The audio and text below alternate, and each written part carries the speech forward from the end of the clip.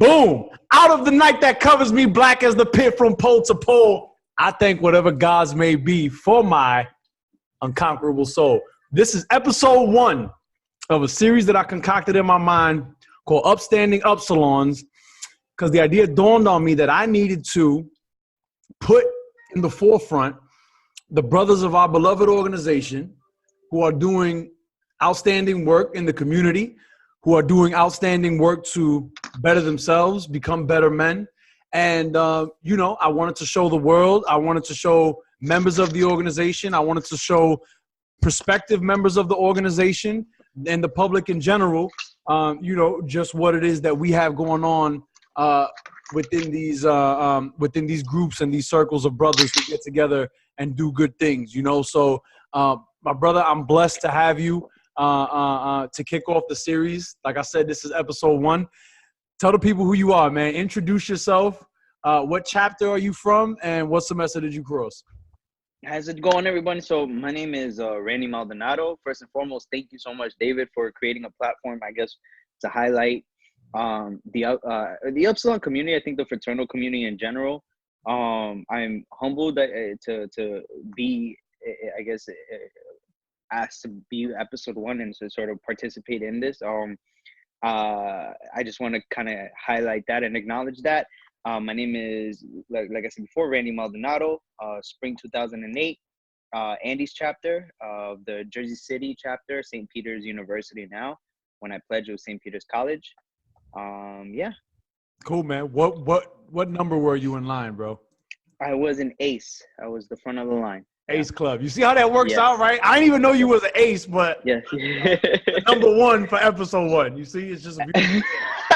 Listen, bro. So we just going in. You and I have a long history of friendship and brotherhood. Behind this video, but I just really want to give you a chance to kind of talk a little bit about your upbringing and your background.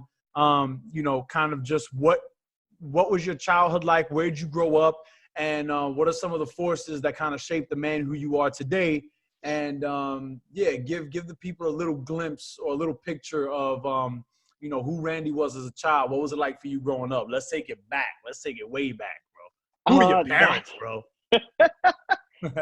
That's a very loaded, I guess, question. No doubt. I'm just gonna turn off this TV in the background. I feel like it's sort of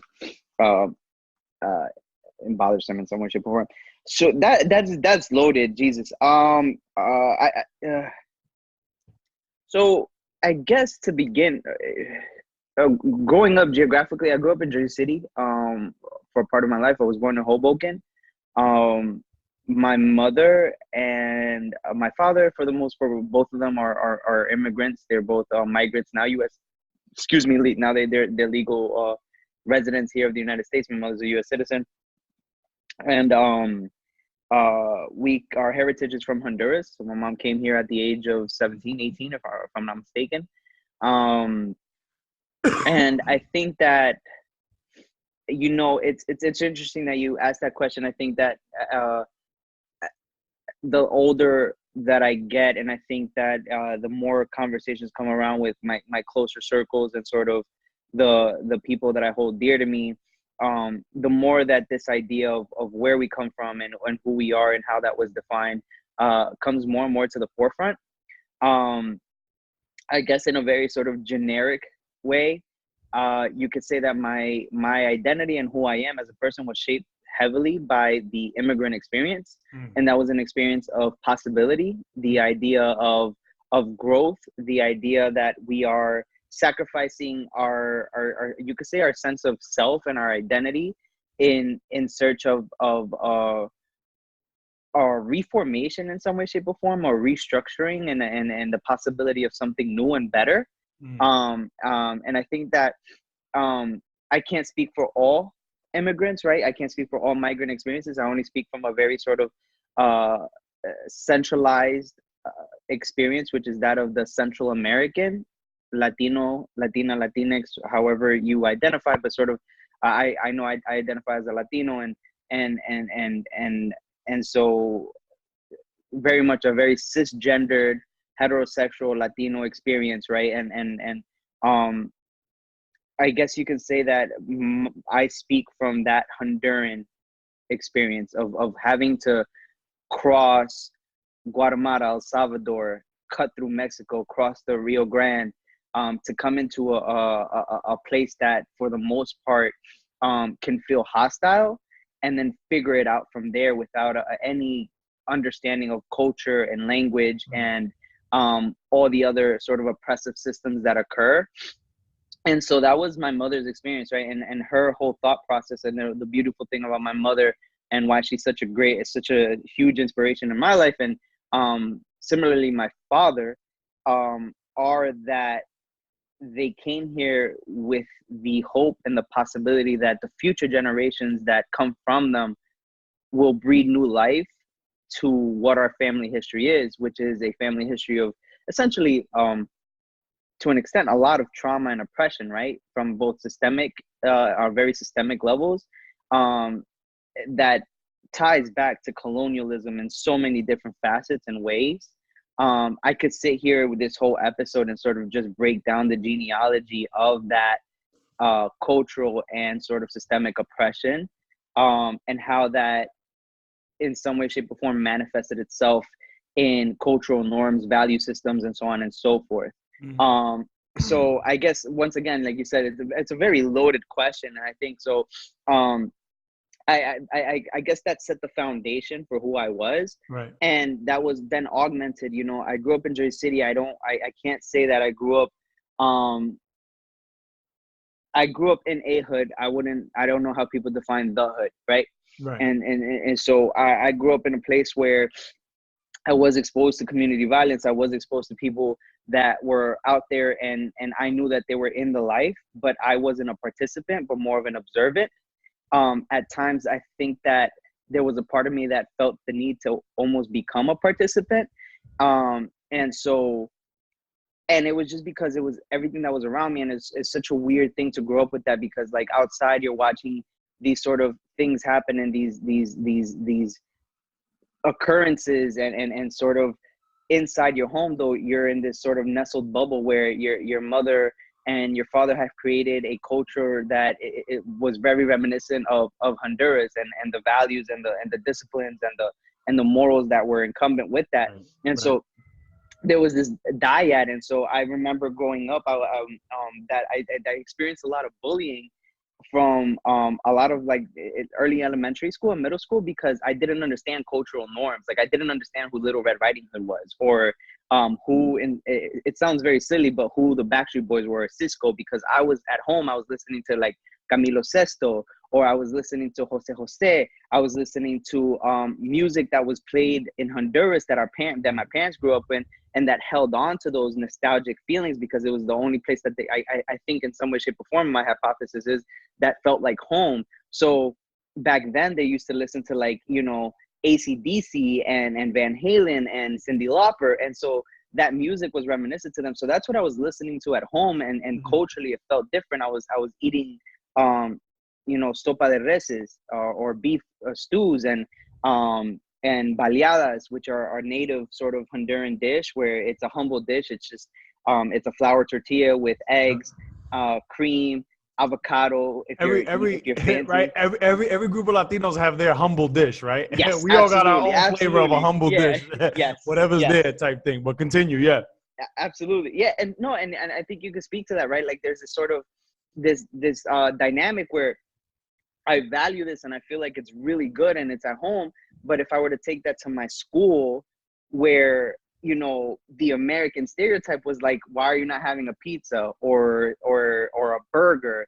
And so it's almost seemed like in a peasant way. Did you really go through that? Like the funny looks because of the food at school? Yes, that's I did. Something I never experienced. You know what I mean? That's you know, I don't know about that. Yeah, and it's a weird thing because you wouldn't think it, and you wouldn't think it among because I grew up in a sort of diverse community, right. But the truth is that a lot of that has to do with parenting norms and cultural understanding, and I don't think that the school systems at that time were prepared for the influx of migrants that were coming in. The very sort of the one could say the tip of the iceberg of what was occurring or what was to come at that time, right? And so yeah, I did, you know, and I was a pretty awkward kid, you know. My mom was struggling to get by, and not in a bad way. It's just like it's just hard, you know.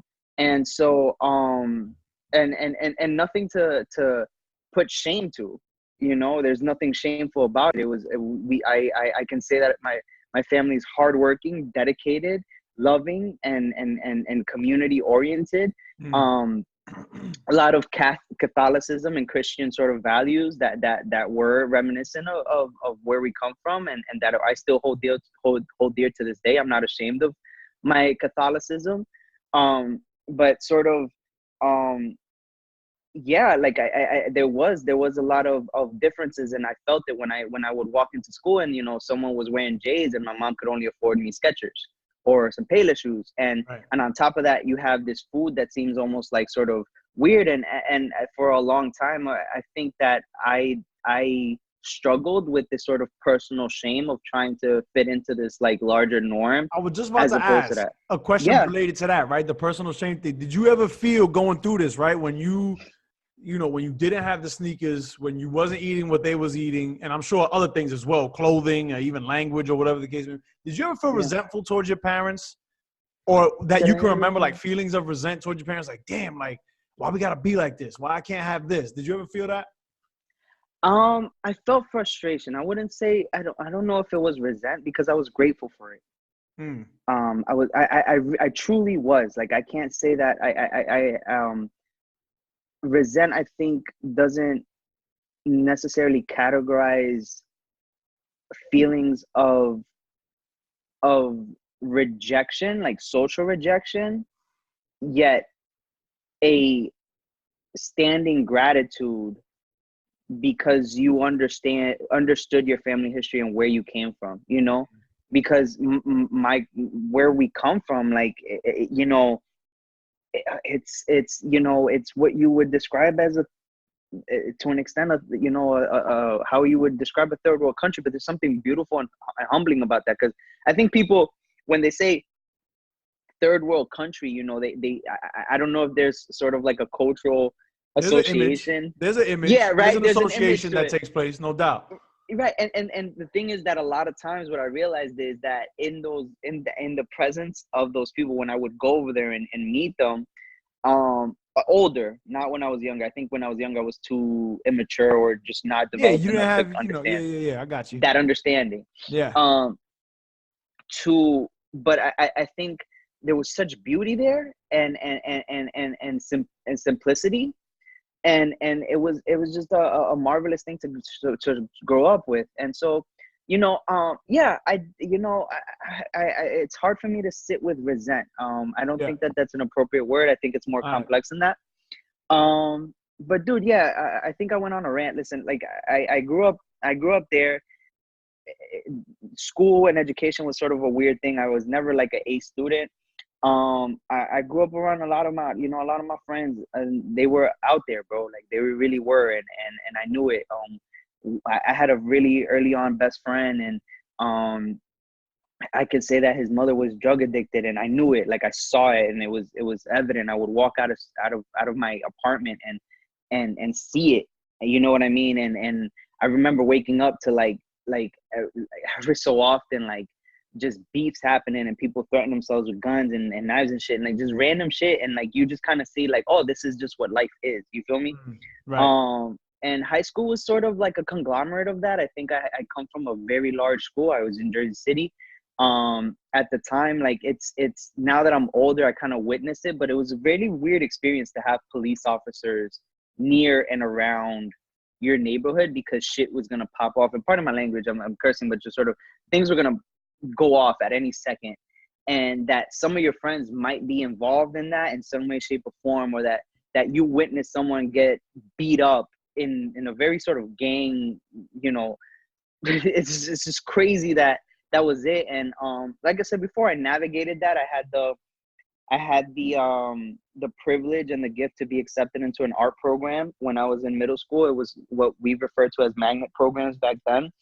And that kind of put me in contact with a group of individuals that are artistically inclined. I was an art student, and When you for say 4 art, years, you mean like visual art, or did you do music, or what? it was it was graphic and visual, graphic and fine art. Okay. It was a combination of graphic and fine art.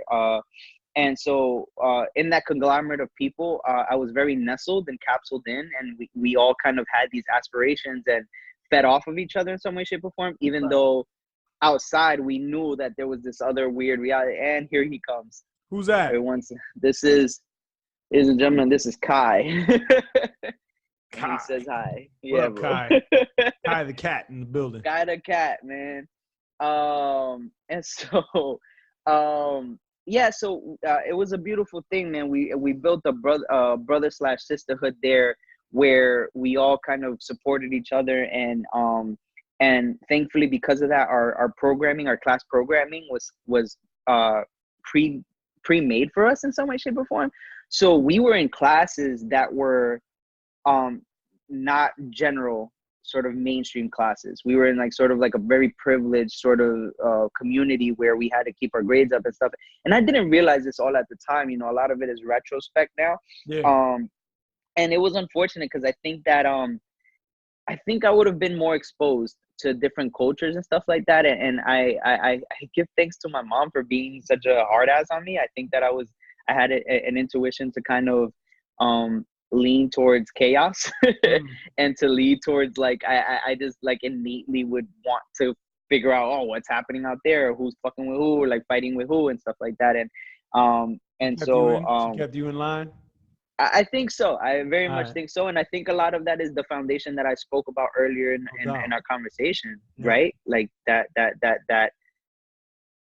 I am the firstborn in my family, and that you kind of set the tone for what's to come. And just out of context here, I have a younger brother under me, and then my younger sister, and then another younger brother. And so education was at the forefront of that. Like, what is the message, right? Like overall, and not in an intentional way from my parents. You know, it's a thought that kind of crosses your mind as you're growing up, and that they instill in all four of us that you have to be self-sufficient, that you have to fend for yourself.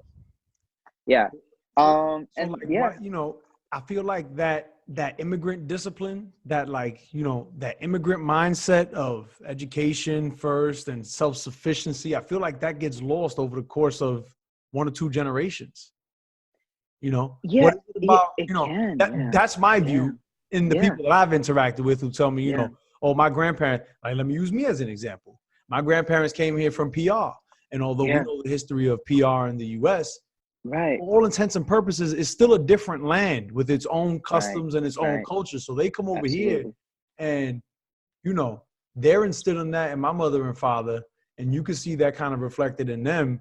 And a lot of it translated to me and my sister, but some of it is lost.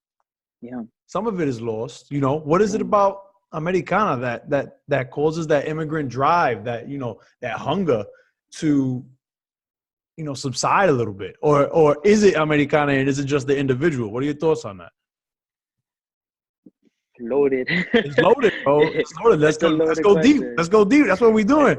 It's a loaded question. I think this is a hypothesis that I have. I think that I can't speak for everyone, but I think that in my experience, there was a bit of shame, at least for my experience and for certain parts of my family, to be immigrants. There was almost a sense of accomplishment in saying I am no longer part of that heritage, and I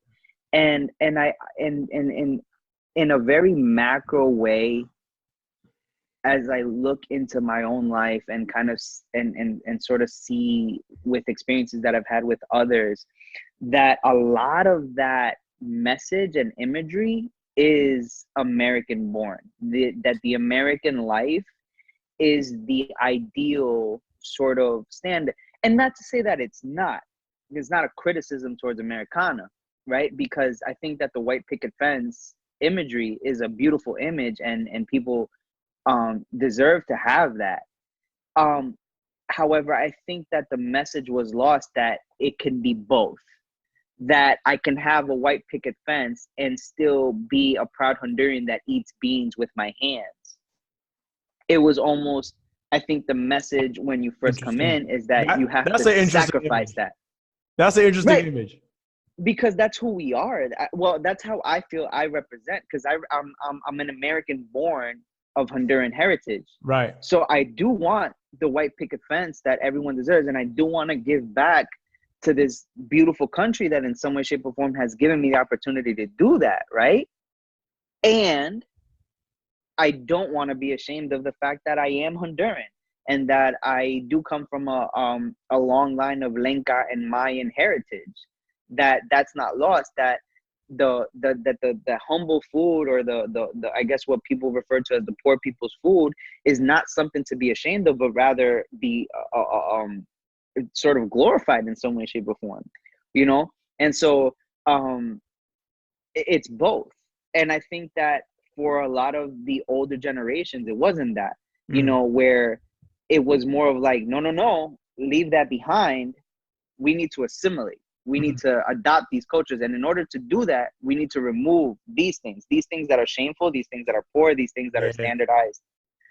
That's my opinion. Yeah, no doubt. And listen, you know, this is worth saying, you know, once this goes live and once this get into the world, you know, I'm sure there's going to be brothers that have their opinions on the things that, Absolutely, you know, things that we're talking about. And please, by all means, have your opinions, but the views that are expressed here are solely of the individuals that are speaking. You understand? correct. We are not speaking universal truths. This is simply to give people a picture into the individuals. If there's something that folks disagree with, you know, let's be coof about it, and you know, let's have a little maturity, and let's deal with ideas, not emotions. You understand? Because we can get very emotional. And you know what it is, it does pick at an emotional place. And if you have all your God-given right to think that I'm an asshole, like, you know what I mean, like, for believing what I believe, and I respect that. I think that's the beautiful thing about being in a place where we can speak our freedoms and can give voice to what our opinions is. I remember watching a documentary on fight culture, weirdly on Netflix, because I am a millennial.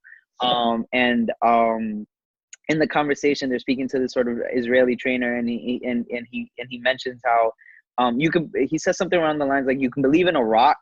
He's quoting another professor. He's like, you could believe in a rock, just don't throw the rock at me, right? And so there's an idea to that, right? Like, you can believe what you believe, and just don't use it to attack what my culture is. We can mutually have a conversation and a dialogue that is accepting, and that to shape or form can lead to compromise. Well, right? The rock throwing happens when the ego becomes wrapped up in all of this. When the ego becomes wrapped up in all of this, then the rock throwing happens. But if you can objectively have, you know, a conversation that's not rooted in ego, and instead that's rooted in, you know, really seeing the other person. What they say in Avatar, I see you, right? You can see you. If you can do that without ego, then we'll be in a much better place, I feel. But so let's go back to it, right? So we talking about, you know, your experience. You got the immigrant experience. You know, you're going through these things. These ideas are being planted. Talking about high school, you start witnessing a little bit of gang violence. You start witnessing, you know, things that involve police officers and whatever the case may be. College. How does college come about for you? I know you said education was always at the forefront. So I'm sure you, like me, I don't mean to assume, but I mean to assume that in my house, college was just part of the plan. It wasn't an option. You going. The end. So talk about it.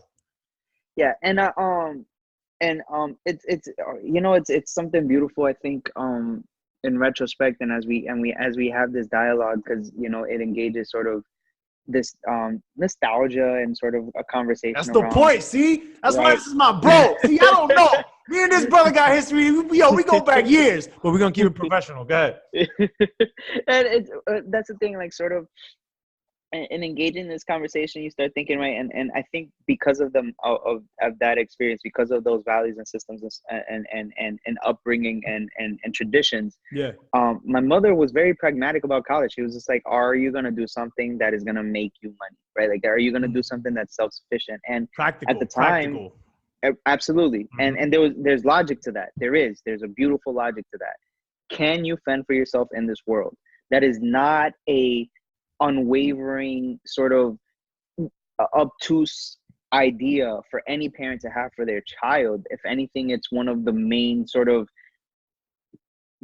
I don't know, goals as a parent in some way, shape, or form, I think, is to make sure that your child can fend for themselves, right? Especially when you are, when you've had experiences as an immigrant and you understand that life and your situation can be temporary for any given reason, right?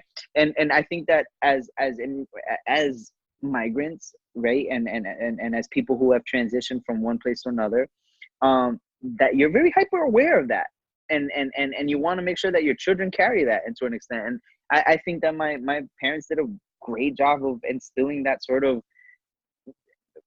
cautionary decision making. And at the time I was very young, I had no understanding, and I mean this. I think that it is not a critique of Jersey City, but at the time, I think that the administration at my school did a horrible job of preparing the student base there of for what was to come, college life type thing. Yes, absolutely. I mean, I had a guidance counselor at my high school tell me that I wasn't going to amount to nothing. Like, that was a genuine conversation. I had that conversation. I had it when I was in middle school also. Yeah. Well, what you guys call middle school in New Jersey, we just have elementary school, so it's middle school and grammar school kind of put together. I'm sorry, we have grammar school. In New York, I think they call it middle school, and yeah, it just goes from elementary, middle, high. Elementary, middle. We have here grammar, so it's both middle and elementary. And I wanted to transfer over to a different grammar school. No, excuse me, I was applying to high schools. And there was a very big high school and stuff like that was, all technology based. And I was very, very gung ho about it. And I remember my guidance counselor going up to me and saying, like, you'll never do it. You're just not capable. You're not, figure something else out. And those are very vivid memories. I've never been told that by an adult in my life. So I could imagine I could imagine what that does to the mind of an individual. And then we got kids getting that young from these adults. Yes. Getting told that they can't do that, or they can't. I've never been told that. I don't know what that's like, but I can imagine it must be crushing. I mean, at that point for you, you was already older, so you had a little more perspective. But like for somebody young, damn, that must be crazy. It can be, and I think that the beautiful thing, I can't speak for everyone else, but I think that the wonderful thing, and I guess I'm speaking glories about the parenting that my parents had, but I have a lot of pride in it. I'm not ashamed of it. Is that, like I said before, very pragmatic. They kind of, they were sort of just like what people would call tough love, but they sort of empathized with my experience and were just like, fuck, that sucks, and dust yourself off. Like, that's one person's opinion. That's not your whole life. That's not who your identity is, and that's not who we raised you to be. And I think that was a very much reiterated, replicated, and repeated over and over again in my parents and how I was parented, where it was sort of like one person's opinion shouldn't derail you from who you want or where you want to be. And to this day, my mother stands to this. Like, my mother, to this day, we can go and talk to her right now, and she'll be like, what do you want to do with your life? And I said, well, I still want to be a doctor. She's like, well, go for it. I'm 30 years old, and she would still go to this day. And I think a lot of that is once again, like, this idea that we can rise above any of these circumstances because we have that resilience to survive. And I think that's beautiful. And so moving back, like, I guess towards the public school system and my transition there, I had no clue what I was doing. What I did know is that nursing was a big hot field. Everyone was talking about it. My best friend at the time was applying, and I just at a whim started applying to like local Jersey City schools. I applied to some schools in Pittsburgh. I had no clue what I was doing. I was just sending shit out there, and what's crazy is that right now, not as we record this, but as somebody else is watching it, it might be a high school senior or a freshman in college that has no idea what they're doing. Yeah. And that's the point of all of this. Yeah.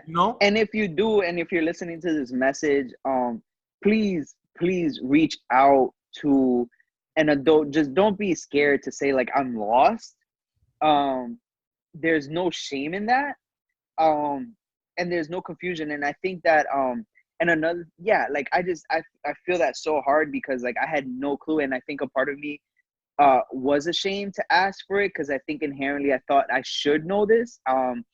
And it was hard because like my parents had no clue what was happening. You know, It was all you. it's not on their fault. No, it wasn't on me to say because like I knew I had their support.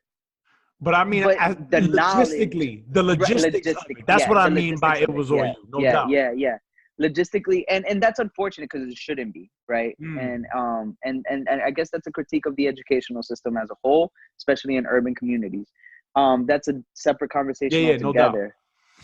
altogether. So yeah, I think that following that, I jumped into nursing. It was what I thought I was doing. I got accepted into a nursing program at St. Peter's University. My best friend was too, which was a lot of incentive because I had a support system there. And truthfully speaking, I went through 3 years going into 4 thinking that I was going to be a nurse. The way life pans out, I didn't go down that route. I ended up graduating with a degree, a bachelor's in life sciences, and I applied to a master's in social work school program, in Fordham University. I was accepted. And here I am now. I'm a licensed clinical social worker. So it's crazy sort of how life happens in that sense. And I'm skipping a lot, obviously. There was Of course, a lot of that in between, but I think that that's a much that we could take a whole. And Technically. gentlemen, if anyone sees a cut in the video, it's because my mother who gonna edit it loves me out. very much and hadn't heard from me all day, so I apologize for that. No doubt. Shout out to mama. Shout outs to my Actually, mother. it's pretty crazy that she calls while this is going on.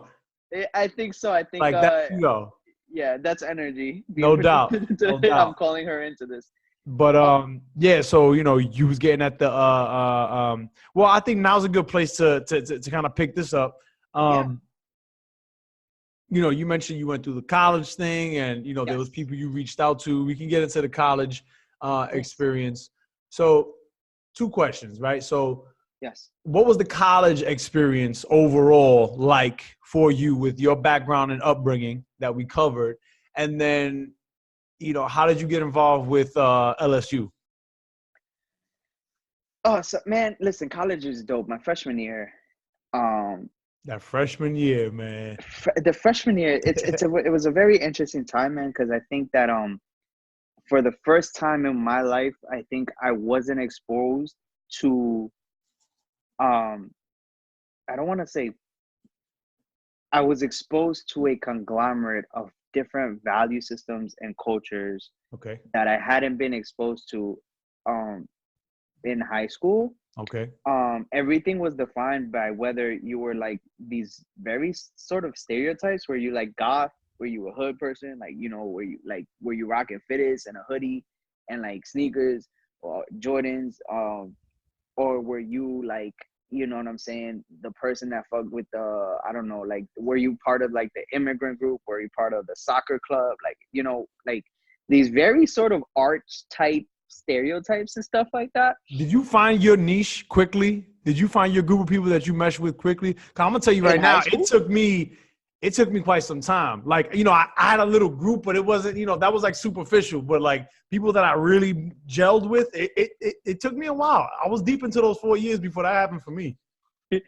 And are you speaking in high school or in college? College. It's very in college. So in high school, not so much. I would just kind of like phase through. You know what I mean? Like I kind of I had my black hoodie, had my saggy pants, like, and in college though, to be honest with you, I've kind of like redefined myself. Like anyone that knows me back in my early college knows that I was very sort of eccentric kind of guy. Like I would go from like rocking Jordans and some like jeans and shit like that to like wearing like a choker or like I don't know, like spikes. I would had a mohawk. I had cut my hair. I would wear like, you know, shit that you would find in Spencer's. Like I was very sort of like figuring out who I was and sort of how I fit in the world and stuff like that. And it was my first early exposure to like sort of like I guess like this weird emo grungy hood culture, because I still listen to like a good like, you know, Game record, or I still listen to a good like early like I don't know, like late 50, like, you know, like just sort of like this like very, you know, Jersey City mixtape type music. But then I would still fuck around and listen to My Chemical Romance and like Linkin Park because it felt through me, No and doubt. I could still like, and that's just the musical genre of Right. it. But the musical genre kind of defined my appearance and sort of how I presented myself to the world. And so it was very just sort of time where I actually started wearing fitted jeans. And I remember that was, my mother was ecstatic about that. She didn't care about anything. She was sort of like, oh, he's wearing fitted jeans. Something good is happening. Right. He's and maturing. So he's maturing. Yeah. My God. And this is just early on. This is like my freshman year, dude. I was working part-time. Also, I had worked at a bar, so I was exposed to a lot of different things at the bar. I worked at a bar called, well, I don't know if I can name it, but it was in Hoboken, and Stevens Institute of Technology was down the block. So I was transitioning into college, and I was exposed to college culture through them, and it was wild. You know what I mean? Where like I would sit with the bodyguards, and a lot of the bodyguards didn't even know that I was a 17-year-old, like 18, yeah, 17, no, I was 17 years old, Jesus. I was 17 years old, and I would just sit there and pick girls to get into the club and shit, and like it was like this weird exposure. And so I don't know, man. Like I walked into college, and I didn't know what to expect. I just knew that everything felt new. It felt fresh. I was exposed to political issues. It sure did. I was, yeah, and it was beautiful, right? Like it's just like this whole world of like, there's people out there that give a shit about protesting. There's people that care about political engagement. There's people that care about your heritage. There's people that care about who you are in history. And so I just started joining clubs. I was in the Latin American Student Organization. I was out in the social political science group. Like I was just trying to get my hands in whatever I could. And in the interim of that, one very nice summer club, post summer because it was transitioning into the fall. Yeah. This random guy with locks in his hair. And I tell the story to anyone that ever asks me. This random guy that comes with locks in hair, glasses, sweatpants, and jeans, and like a bunch of other cats behind him, walks up to me and goes and looks at me and says, "Hey, do you dance?"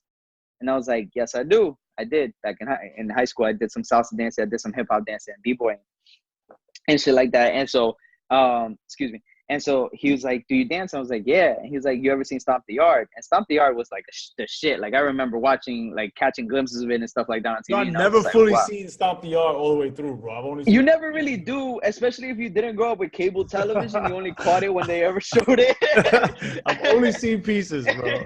I gotta watch that. But I just remember like seeing like I remember seeing like the choreography and stuff like that, and I was just like, "Yo, like yeah, that just looks dope." And so the guy goes, "You know the stuff that they're doing?" Like he's like, "Yeah." Well, he's like, "Well, if you want to do that, would you want to join a frat?"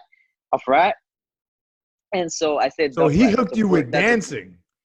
Yeah, that was, and to anyone who's a brother, the person that I'm referring to is my later to be Bohique, or co-dean, Omar Chambers. So shout out to Omar. At the time, I haven't seen that man. I haven't seen that man in years. Somebody tag this man. Somebody put him in the comments, man. Yeah, it was a weird thing, man. So like here I am, this like weird, like I said before, sort of like mohawky dude with like cuts in his hair, and I had designs and shit, and like, and he's sort of like, "Yeah, man, do you want to join a frat?" And I was just like, "Yeah, sure, that sounds." yeah. Sounds like a good plan. Sounds good. You know what? You know what's funny, David? As I sit here and now and I look back at it, it's a little, it's heartwarming to think that in that moment I did not know that would be a pinnacle and defining moment of my life. You never know. Right. Like do. right now, as I sit here, I'm thinking about it. And I didn't realize that at that time until right now that would be it would be a defining moment. It's a No doubt. defining moment as a person, as a man, as just an individual. No. Which is sort of a crazy thing to think about. Regardless, and sort of moving forward from that sort of emotionally charged idea. Yeah, man. So this guy, he signs my name. At the time, we only had the Latin American Student Organization. It was called LASO, Lasso, yeah. and the shit. Pardon my language, but the panel, the paper that he handed to me with the sign up sheet had LASO crossed out with a pen and had LSU on it. I love it. I love it. And later on, I came to realize it's because we were underground at the time, and still are. I think I don't know how things operate nowadays, but it was just so funny to me, man. Like in retrospect, they invited me to a interest meeting, and in the interest meeting, I walk into a classroom. They have a presentation on the chapter. I remember it was like my chapter brothers Hirsch, Isaac, Frankie J, Omar Chambers, Shout out to those Damien brothers. Shout Harvey. out to those brothers. If you know them, Yeah, tag man. them. Give them their just credit. Give them their due. Yeah, man. Ernie Almonte, who would later become my cacique, Jose Rodriguez, Frankie J, aka Frankie J, who would later become my also my bohique, Jonathan Longo, John Longo, who's now a police officer actually in New Jersey, and he became who would be my pana. And in that room were also like my line brothers, and so who would be my line brothers, I guess. And so an interest group was started. They gave us a spiel. I realized back then that I had to hustle because like I had no fucking money and my mom was not gonna pay for this shit. How'd you get the money? Because, you know, for those that don't or are not aware, there's a significant fee involved to get this process started, you know. So how'd you get the money? I worked at Spencer's. I worked part-time. Okay, I worked at Spencer's and I went to school. That's where I would also get all my chains and shit like that. So and also weirdly enough, like great shot glasses and like novelties for like parties that we never really took advantage of. Yeah, man. So we started an interest group. They told us, and I was sold, man. I was sold from the beginning. We started talking about cultural heritage. I already had an investment in that. I had already done my own research. And so this augmented that. And just to see, I could say this, I can't speak for every chapter. I can't speak to everyone. I take a lot of pride in being from Andes, in saying that there are some Shout out to the Andes chapter. Thank you so much. I gotta say that there are certain chapters, and not because of intentionally or whatever it might be, but there are chapters that can be at times homogenous, and not just in LSU, but just in general in the fraternal world. Yeah, in the fraternal world, no doubt. It could feel very sort of everybody the same type of dude. Yeah, kind of like reiterations of each other. And at the time, man, like it was just such a diverse group of people in that room that it's just such a weird conglomeration of random people that were interested in this, you know. And it was it's very and similar in many ways, but very different, no doubt. And I think I stood out as a sore thumb. I think one of my chapter brothers, his name is Marcus Thomas, still has a funny anecdote about how one day I brought one of my friends from high school who is a major goth head at the time, and he was wearing platform boots that were like this big to an interest meeting, and he's wearing like just makeup, like he's gothed out. And I walk in and I'm just sort of sitting there, and we're just like, yo, who is this dude? Like, what is he doing? And that shit was funny, bro, but it was just like, I don't know, man, the vibes was different, bro. And yeah, man, I think that moment, I think that defined everything. I later went on to cross. We started with 6, ended with 3. Mm-hmm. Those brothers ended up being brother Patrick Merlos, and Nathaniel Edmondson. Shout out to those brothers. Shout out to those brothers. Anchor. And they're both very successful. They're just great human beings in general. And I mean successful not just in a sort of a professional way, but just in their personal life and just the people that they continue to grow and be. And so shout outs to them significantly. I Shout love out. them. Shout out. They I used to say that they'll be at my wedding. I mean that to this day. I do. I care for them deeply. Hassles and all, No doubt. struggles and all. They've seen me through some tough time, as vice versa. Um, and it's just it became something else. You know what I mean? Like it just became something. It became a family. Um, Yo, so uh, what did on this topic of the brotherhood becoming a family? Because I feel the same. In many regards, I feel the same, especially about my yeah, chapter. Like, just certain brothers you just form lifelong bonds with, and that's just what it is. absolutely, absolutely. What is in the period of time from when you crossed or became a brother to when you finished college, did pledging and crossing change the college experience for you? Absolutely. I think unintentionally we can become very cliquish, and not in a. Some people might perceive it negatively. I can hold the space for both negative and positive critiques of that. But I think you go through such a struggle. You go through such an intense experience with people, and you get to know them in a way that is beautifully intense, you know what I mean, and intentional.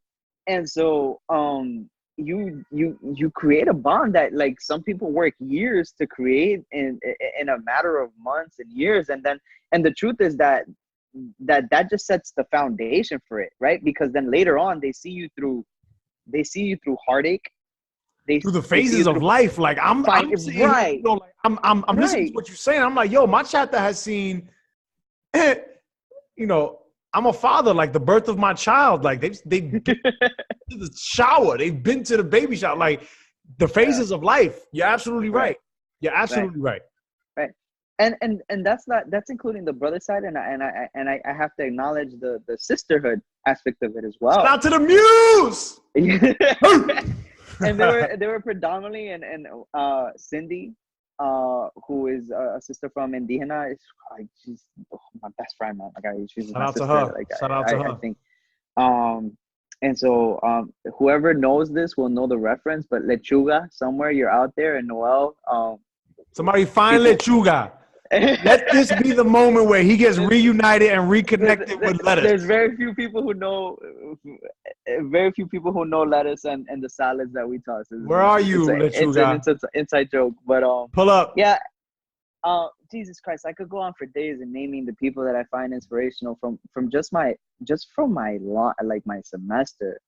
Um, Did it and did the yeah, experience, did the experience of being a bro, okay, so let me rephrase the question. I was gonna ask if it opened you up to new things. Obviously it did, but like what are those yes. new things, how did those new things expand you as a man? Well, for one thing, it was humbling because I thought that I was gonna come off the gate. I thought I was hot shit. I thought I was gonna come out stepping because that's the original reason why I came in. I was just like, I'm gonna be on the team. And that was a major dub. Like, that did not happen. I came out, and I remember at the time Romeo was the captain, and he was just like, no. Shout out to that brother. Yeah, and Romeo's a performance artist. Like, that's his bread and butter. And so and it humbled me, and to an extent it created a sense of, like, goal attainment, where I was just like, Yeah. I want to be a stepper. Like, this is what I wanted to do. Um, and so through time and just, like, dedication and just putting in work, and simultaneously, right, while still balancing out my personal life, I I did achieve that goal, man. I came to be a co-captain for main event step team.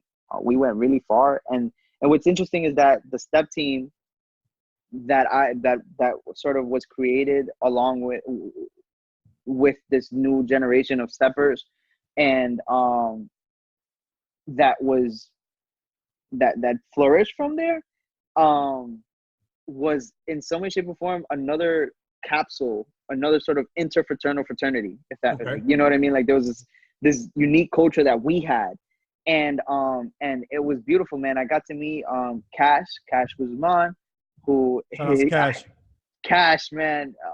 God, if he sees this, I Somebody can't tag even him. dictate how much of influence he has been. Juan Quintana, Aaron Melendez, Elliot. I forgot your last name, Elliot. I'm sorry. Jesus Cardenas, Sammy, Hector, my line brother. Shout out, shout out, shout out. Just all of them. Jesus Christ, Steven Struthers. Jesus, Kike, Eric, from the Seguayo chapter. For a while, Izzy, who now in coalition with Schwing, Jonathan Peña, have created another just cultural, like, dance and performance group, the Rebels, and shout outs to the Rebels for just kind of pushing the culture and pushing the boundaries. And so, yeah, man, like how can I say, like, it's too dense to not say that it didn't change my life, because it did, and it exposed me to different people, different philosophies, everywhere from you, where we started our own sort of poetry duo, that dyad that to this day stands, everywhere to exposing me to the raw poets who continue to do their work. They're incredible people, everywhere from Jeffrey to Anthony and all of them. Shout out to those brothers. So, and just exposing me to these people, Alicia, my line sister, who's also an amazing poet. You have God, why can't I remember her name right now? But Jen, I think who people know that I'm referring to. It's Jen, but somebody tag Jen. Yeah, why can't I tag her name right now? I can't. But yeah, man, just an amazing amount. Bubba. It's deep because it's a lot of bridges that get built within a short period of time, and they're very strong bridges.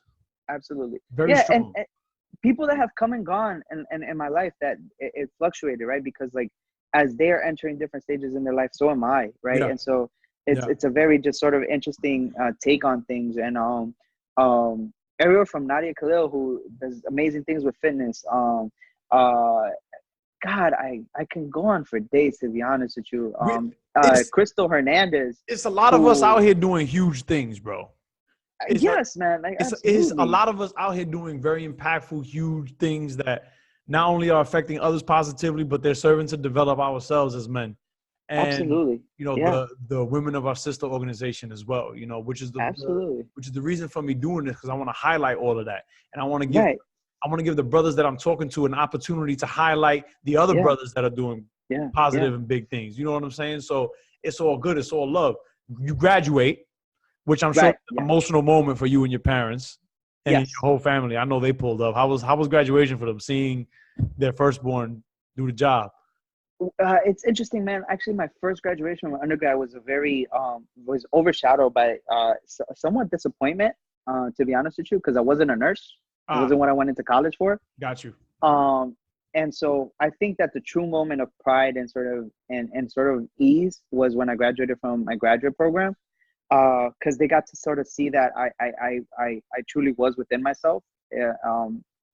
Unfortunately, it's just the way life is. Actually, this year I had the privilege. I recently was promoted, and for anyone that doesn't know, I am a licensed clinical social worker. I was a therapist I still am a therapist. You're a licensed what? I'm a licensed clinical social worker. Ouch. Ouch. Yeah. Okay. Yeah, man. Talking to a licensed clinical social worker. Yo, let's deal with that for a second, right? Because I wanted to get into your post-college life, and let's just cut straight to the chase, bro. Like, social work. You and I have conversations semi-regularly on the phone, off camera, about your, trials and tribulations as a social worker. But talk a little bit about that, because you know how I feel about the youth. I work directly with the youth every single day, every single summer. David. I'm grinding with the youth. And, social worker life, bro. How has that been? And, if you could shine a little light on that for the brothers and the general viewership that may not know, what goes on behind the scenes with this. Because we hear social worker, we know it's that person's office in the school, but we don't really know what's going on in there. Shine a little light on what you do now. Yes. Wow. A humble profession, started with the settlement houses and beyond before that. Right now it's evolving in the realm of psychotherapy. I pride myself in having trainings in dyadic developmental trauma and relational trauma, trauma-informed practices when it comes to both cognitive behavioral and developmental. It's a beautiful field, man. I think it incorporates different aspects, and it allows for mobility in a very different way than other mental health professionals. Not to discredit them, because I think that they're magnificent, and shout outs to them. Mm-hmm. Right, absolutely. I think social work, what separates them in some way, shape, or form, or it creates a differentiation, is that it integrates different aspects of social justice and anti-oppressive work if done by the right person, right? Because it's always it's clear that it's meant to be this way, but if it's not performed that way, it won't be, right? You could be a social worker, which is rooted in anti-oppressive work, but you can be oppressive, right? And I think that as a social worker, it's helped me sort of really come in tune and still continue to develop my awareness of who I am as a person, my intersectionality in this world, different levels of how I am oppressed and also am an oppressor, which is a constant duality with all people across the world. But I really want to deal with that one. Oh, no, not at all. One. You know why, though? You know why? And we've had this conversation before. It's because it deals with accountability. It deals with self-accountability. Oh, absolutely. Nobody want to be accountable for the self. You want to blame everything externally. You don't want to blame yourself. Absolutely. But absolutely. And it's easy to be a victim. No, it's fine. I think you started dialogue. I think it's true, man. I think it takes a lot of I think it takes a lot of working to be held accountable for the kind of harm that you've done. It's an interesting quote. I think the author's name is Ian Thomas, and he wrote this book called "I Wrote This for You." One of my favorite writers ever, and one of the things that he said that really resonated with me, has nothing to do with social work, but resonated with me as a therapist, is that he said, if you want to hurt somebody, remind them of all the people that have hurt them. But if you want to kill someone, remind them of all the people that they've hurt. And that really kind of settled with me, because I think that there's so much truth to that. That it is really hard to face the fact that at times, although we are in some way, shape, or form being oppressed or hurt by others, whether it's societally, whether it's in a relationship, whether it's in life, it's kind of hard to fall into that role. And that you in some way, shape, or form can and have done that same to someone else. Right. And I think that it resonates deeply. Is that something that through your interactions with these young people is part of your method of healing, getting them to realize that, or getting them to confront that, or is that too deep for what, for what you're trying to do with them up front? Absolutely not. But I think that you have to create a place of space and you have to create a safe space for them. Mm-hmm. First and foremost, a lot of the work that I do is with young people and families who have been significantly traumatized, oppressed by both generationally, systemically, interpartner trauma, gender trauma. Like, it's insane, And so it seems like a daunting task to kind of go up that hill, but the first thing that you have to do is make sure that person is willing to even go up that hill. Right. How do you get a young person to, or how do you even know whether or not a young person is ready? And then if they're not ready, how do you start to get them there, to start the process of going up that hill? That answer is twofold, right? There's training and scientific research that goes hand in hand with best practices for stuff like that, right? You can read books on it and stuff like that. And I think that it'll give you insight into certain aspects of what is the best approach with young people who have experienced trauma, so on and so forth, and very valid. And all that research is valuable, and I encourage people to read if you are in the realm of mental health. And then there's this other side of it where you have to believe this shit. I have been gifted, and I don't know if it's because of my upbringing, which we went into some detail prior to this, but I feel gifted that I found my vocation. This isn't just a job for me. This is I think that many people in this life don't find that calling. And I do. I feel like I've answered a call in some way, shape, or form. I have an innate capacity in my experience to feel what others feel, and empathy above all else is necessary for all human interaction. That you as a human being understand what I go through, and that I understand what you go through, and that we're in this dyad together, that we're in this dance together, whether it be you and your partner, whether you and your parents, stuff like that. So I think that scientifically is proven to create or regulate your nervous system enough for you to activate that prefrontal cortex that handles decision making, that handles values, that handles connection. Talking to a licensed, you know what I'm saying? Frontal cortex. Well, it's the truth, right? Like, and I think that many times our interpretations of what people are saying to us are not what is being said. Oftentimes, what I come in to be is what I like to call an emotional translator. You know, where what one person is saying isn't what the other person is saying, and that a lot of times anger and frustration are manifestations of needs that we have that are that other people are not satisfying, that we're not satisfying for ourselves, or that we say that again. Say that again. No. Say that again, because I'm gonna tell you why I'm asking you to say this again. I'm asking you to say this again because that resonated with me, right? It resonated with me because it was something that I was dealing with in my early to mid 20s. That far into life, right? Which is in reality still very young, but that was something that I was dealing with. And I just recently got around to independently discovering the fact that you just stated. Yes. So say it again, bro. Anger and yeah. Say that again. I don't know, man. You're gonna have to rewind this, like if it could do the. All right, I got you. You said something like anger. No. I mean the actual video. Maybe you could rewind. No, but maybe I could put in a little edit or something like that. Look. Regardless, it's just it's something around in the lines of that anger and frustration in some way, shape, or form are manifestations of unmet needs. Unmet needs. And working with youth. Oh, absolutely. We got a lot of kids whose needs are not met. Matter of fact, we got a lot of adults, brothers in the organization, general viewership, whose needs are not met. Yes. Yeah. And you know what's crazy is that takes it sounds weird because a lot of times what I run into, what I get resistance from is when I start asking very personal questions about one's upbringing. Yeah.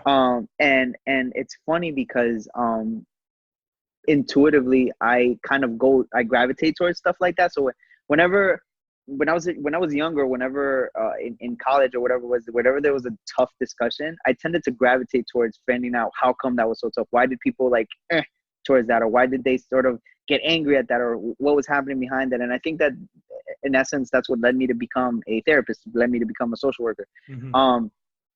And so I find it interesting because a lot of times in order to heal those things, it does take a deep dive into your history, into your relational history, into your developmental history. And that's a dark place. I think and it doesn't have to be, but it is. I find it often is. Yes, healing. It often is. Yes, I think what you're talking about is healing. Right. What you're talking about is healing. The fact that you got to go in to kill the demon, you got to confront them. Right. Yeah, and in some way, shape, or form, make peace with them. Right. And so put them to sleep.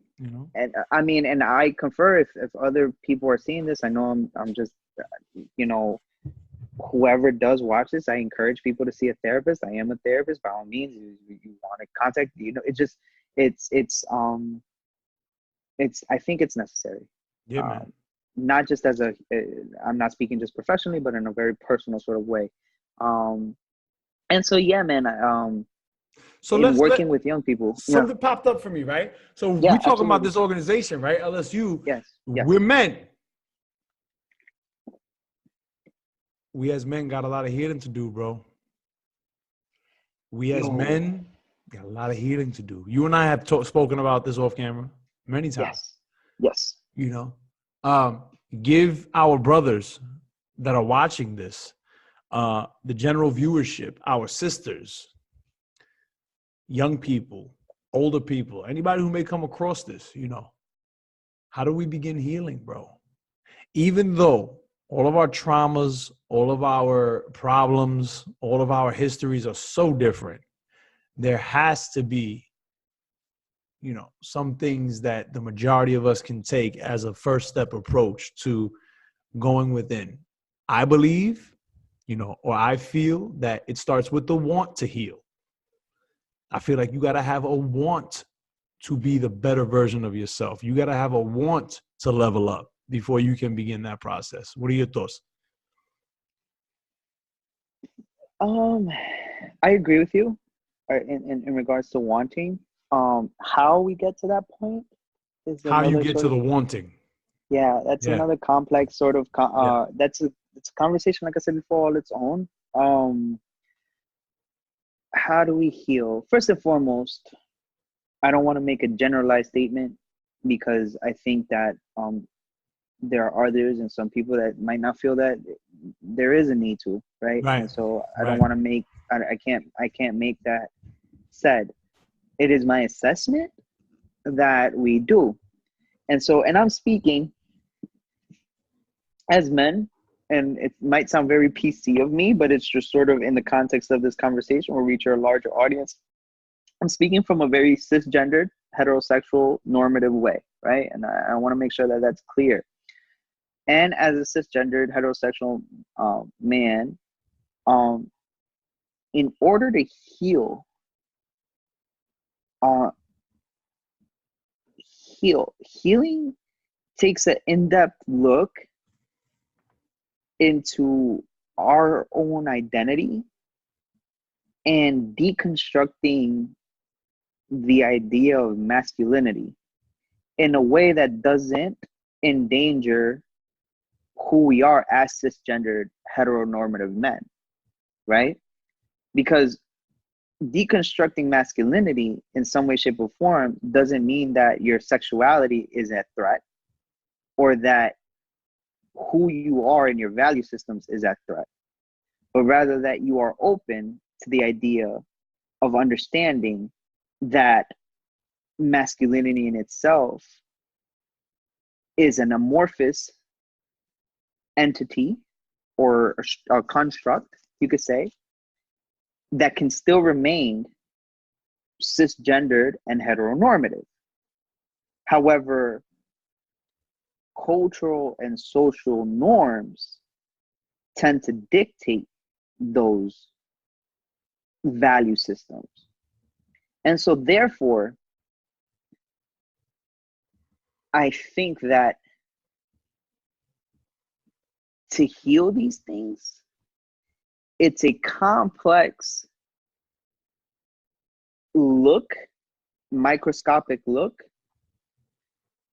at how we see ourselves and what we would want for our future generations. And I think that that is incentive enough that we provide our future young men to have the capacity to understand that we as humans have a wide neurological spectrum of emotions and values and thoughts, right?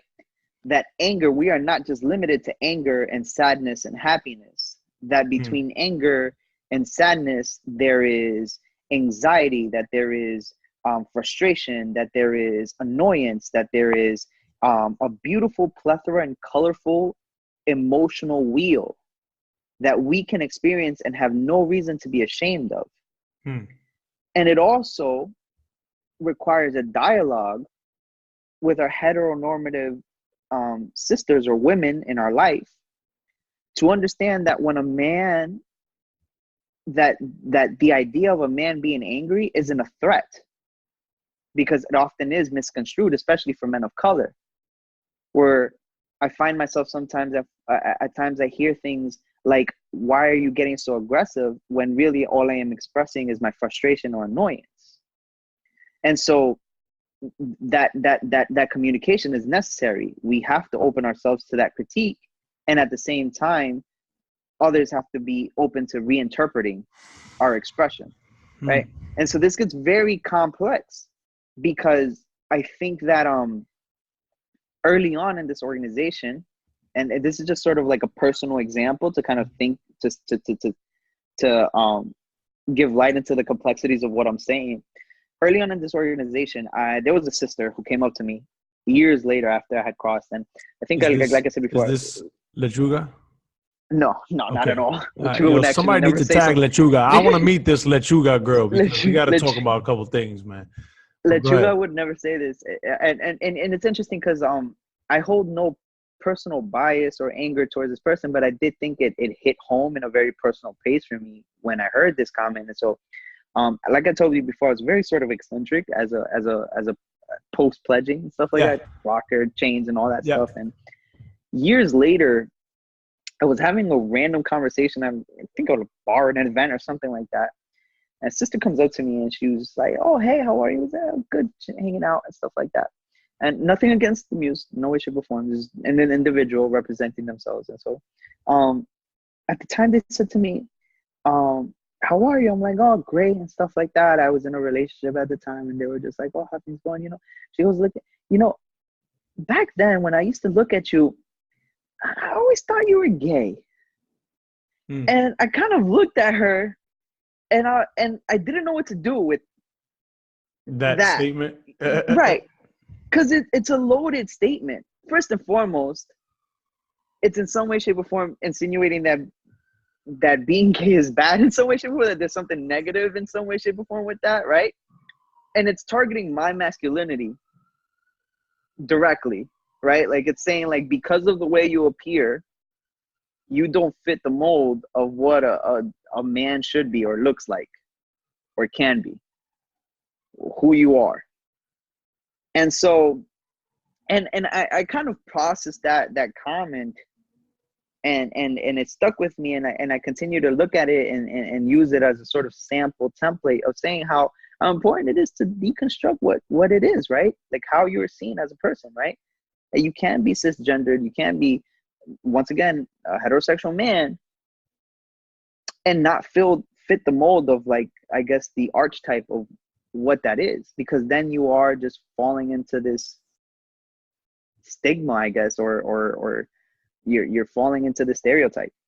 And so, trailing back to that conversation that we were having, I think it's, in order to heal, it is an honest conversation. It's an honest conversation about experiences that we've had. It's crazy that I was looking up a statistic, and it says I think 1 in 4 women are, like, sexually molested. I don't know what the statistics is, but, like, I was reading up on it the other day, and it's like, I think 1 in 7 or 1 in 11 men are sexually assaulted when they're children, right? That means, I mean, among maybe 7 friends, right? 1 person at minimum, right, may have been in some way, shape, or form molested or sexually assaulted, right, as a young person. When you look at the totality of our organization, you can almost see the statistic, right? That's sexual assault. How many people witness community violence? How many witnessed domestic violence in some way, shape, or form? Addiction. How many of them, or us, excuse me, how many of us experienced some level of poverty or generational trauma, excessive physical trauma, right? And so we have created a norm that's what you do when you're a dude. You just take it, eat it. It is Suck what it it is. up. And to an extent, you do. To an right? extent, I believe it. You know, I mean, there's nuances to this, but we ain't dealing with, you know. Right. We're not, and right now we're speaking about a very different topic, right? The nuances fall in the cracks, right? But no one wants to really talk about it. One of my largest critiques has been that we have these national conferences, and many times, oftentimes, we speak about sort of like marketing and performance aspects of our organization. We speak about the growth and the inception, but what about mental health and trauma? What about the experiences of young people, young men, no matter where you fall on the spectrum of identity, and what that means? You know what I mean? And I think that in order to do that, we need to tackle those things head on. I've been fortunate enough to be put into a profession where it comes to light all the time. And so it allows for retrospect, but I don't think everyone is. And so to answer your very loaded question, I think it's a complex approach to understanding who we are as men, right? What that looks like in the context of this generation, and also analyzing what it meant in previous generations, right? Because we stand to form like sort of like migrants, right? That a man is supposed to go out into the field and hunt. Right? We're not in that world anymore. We live in a world where where I see grown men taking a selfie. You want to know the truth, bro? I low-key still be wishing we was in the world where I go out to hunt. Not even low-key. It's high-key now, but I'll be wishing like, damn, like, you know, I can go for some of that. I can go for that world. It was very simplistic.